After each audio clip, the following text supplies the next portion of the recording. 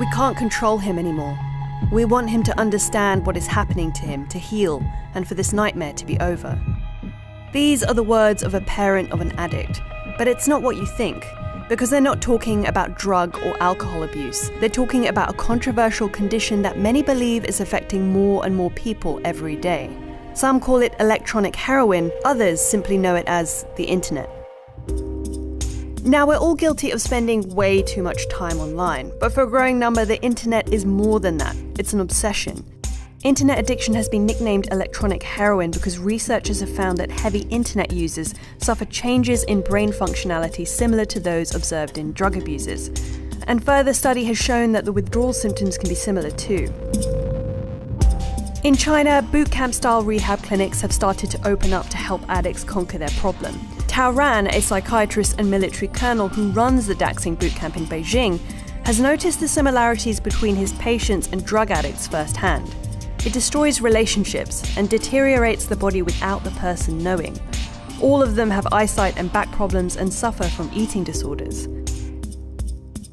When patients arrive at Daxing boot camp, it's rarely of their own accord. Most have been forced to come here by their parents. The addicts are put on a diet and exercise regimen, and of course, a no-internet policy is strictly enforced. Patients are sometimes given medication, and their brain activity is also closely monitored to measure the progress in functionality.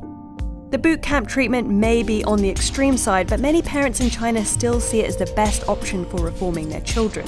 The country has some 24 million web junkies, and many of them are kids who spend their days in internet cafes, specially kitted out with armchairs and beds so users never have to leave. Parents believe the military-style drills mixed with family therapy sessions at boot camps like Daxing can help their kids transform their lives.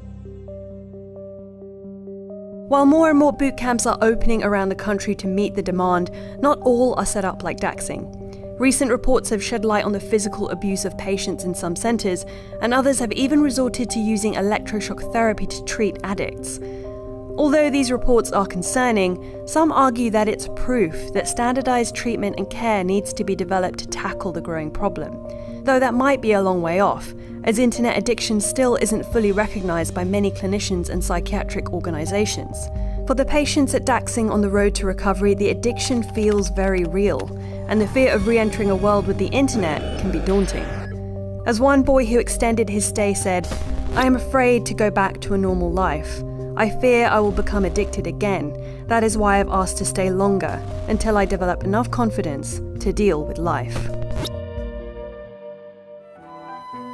Many kids in China are learning about sex online rather than in the classroom.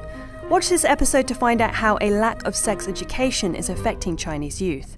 The lack of education has led to a rise in sexually transmitted infections. Between 2011 and 2015, the number of high school and university students with HIV or AIDS increased by 35%.